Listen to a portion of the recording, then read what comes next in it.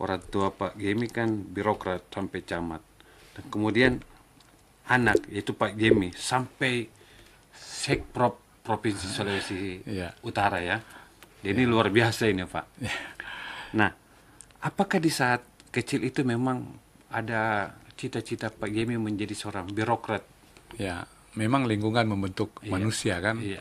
Dan kita waktu anak-anak senang melihat kerja orang tua. Iya. Kesana kemari, istilahnya dulu ada turba, turun ke bawah dan lain-lain. Ya mungkin karena pembentukan situasi dan kondisi seperti itu, maka menjadikan akar kami sebagai bagian dari keluarga birokrat untuk melanjutkan juga profesi orang tua.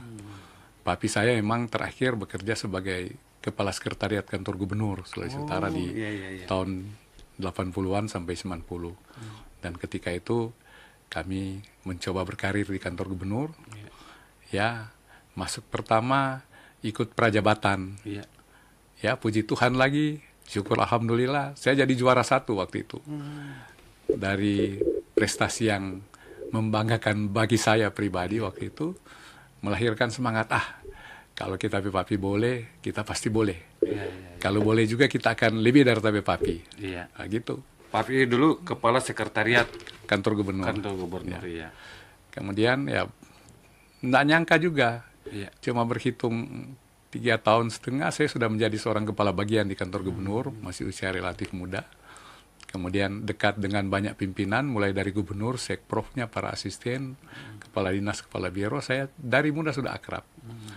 Dan ketika berkarir, tidak rasa cepat amat. Dari kepala bagian dialihkan kepala menjadi dinas. Belum dulu. Belum. Kita ke kepala subdinas, yang istilah sekarang, tapi saya dulu menjadi kepala subdirektorat. Kemudian beralih menjadi kepala bidang, dan menjadi kepala bidang di Bapeda juga, jadi sekretaris Bapeda. Akhirnya sesudah itu melonjak menjadi pejabat eselon 2. Pas saya berusia 40 tahun jadi eselon 2. Masih muda waktu itu. Relatif muda katanya. Saya ada 10 kali mutasi dalam jabatan eselon 2. Di tingkat provinsi? Di tingkat provinsi ini. Jadi dari wakil kepala dinas, kemudian ditugaskan oleh Gubernur Aceh Sondak waktu itu almarhum menjadi pejabat bupati di Minahasa Selatan, walaupun hanya 3 bulan di tahun 2005. Itu proses pembentukan Minahasa Selatan masih baru, dan ya saya bisa jalani.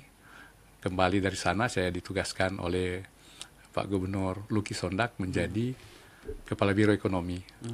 Ketika Pak SAS datang, gubernur kita selanjutnya, Pak Sarundayang. Ya, Pak Sarundayang ditugaskan lagi untuk justru jadi dari eselon 2B ke 2A, menjadi Kepala Dinas Perindustrian Perdagangan. Ya. Cepat lagi, 3 tahun saya di sana, mungkin dilihat oleh pimpinan. Berprestasi. Saya tidak katakan begitu, tapi punya talenta untuk naik ke atas ya. Dijadikan asisten 2. Saya kaget. Saya kan masih junior, banyak yang lebih senior. Saya baru 46 tahun waktu itu jadi eselon 2A, tetapi jabatan asisten 2. Kemudian di suasana seperti itu saya terpanggil untuk ikut pilkada di Minsel. Oh iya. Gitu. Nah, ikut 2010. Sempat menang tetapi akhirnya kalah di putaran kedua. Ya itu takdir saya memang sudah seperti itu. Ya karena mungkin Pak Sarundayang melihat saya masih bisa memperkuat tim beliau, saya ditarik lagi karena dulu kan belum ada istilah pensiun. Masih bisa cuti saja baru ikut dalam pilkada, masuk lagi pilkada, kemudian bisa balik sebagai seorang birokrat. Saya ditarik menjadi asisten 3, ngatur tentang personal dan keuangan. 1 tahun di situ, beliau sampaikan, kamu mesti dimatangkan lagi di dinas. Saya menjadi kepala dinas pendapatan. Kadis Penda. Cari duit itu. Iya, betul. Kalau istilah Alkitabiah ya jadi Masakius, pemungut cukai. Kemudian saya ditugaskan lagi kepala dinas sosial. Tahun 2014 itu pas kejadian bencana alam di Sulawesi Utara, Kota Manado, banjir bandang, dan saya kebetulan berada dalam jabatan yang memang sosial. Mau tidak mau, siap tidak siap, harus berminggu-minggu menangani bersama pimpinan. Banyak pejabat dari pusat yang datang, termasuk dari Kementerian Sosial, Waktu Kita itu Gus lihat Dur presidennya. bukan, Bukan. sudah Pak SBY. SBY. Oh iya, iya. Pak Budiono sempat datang melihat di sini, dan kami bekerja dengan masyarakat. Akhirnya hitungan 2 minggu, nggak sampai 1 bulan, Manado sudah bersih kembali. Walaupun awalnya porak-poranda. Nah, dari sana saya ditugaskan lagi oleh Pak Sarundayang menjadi Kepala Dinas Pendidikan. Tanggung jawab yang besar karena mengemban tugas untuk mengembangkan SDM. Di dalamnya bicara tentang ada kurang lebih 4.000 tenaga pendidik, guru dalam hal ini. Saya di sana 4 tahun. Mudah-mudahan ada prestasi. Iya. Setidak-tidaknya saya berbagi kebaikan dan bicara tentang keteladanan yang diajarkan oleh para senior.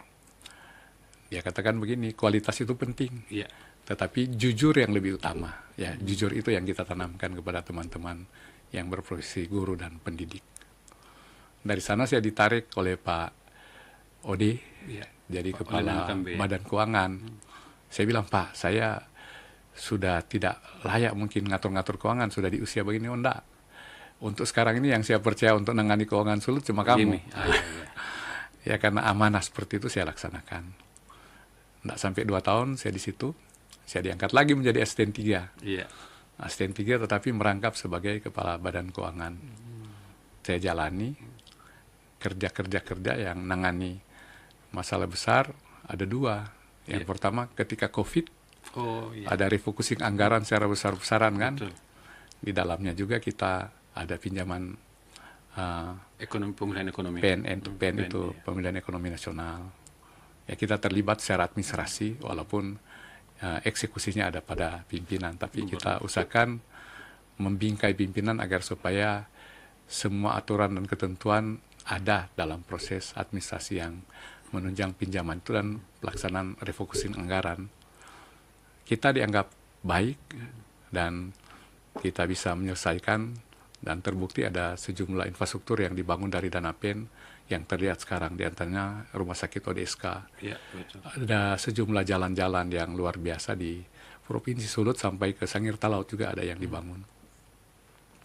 Terakhir di ujung karir saya, Iya. saya Dipercaya. mendapatkan kepercayaan menjadi pejabat sekretaris provinsi hampir 1 tahun memang. Iya. Dan itu impian setiap birokrat, Betul. dan dari Jabatan 1.000 orang, tertinggi. ya, Iya. dari 1.000 orang mungkin yang bermimpi, ya memang cuma 1-2 yang bisa dapatkan. Saya berterima kasih kepada pimpinan-pimpinan saya secara berjenjang dari dulu-dulu, mulai dari zaman Pak Rantung ketika saya diangkat pertama kali menjadi kepala bagian, sampai kepada Pak Gubernur Ode ketika memberikan kesempatan kepada saya menjadi pejabat sekretaris provinsi. Mendampingi berapa gubernur selama Saya menjadi mendampingi birokrat? 8 gubernur. 8 gubernur. 8 gubernur, di dalamnya ada 3 pejabat gubernur. Iya, iya, iya. Gitu.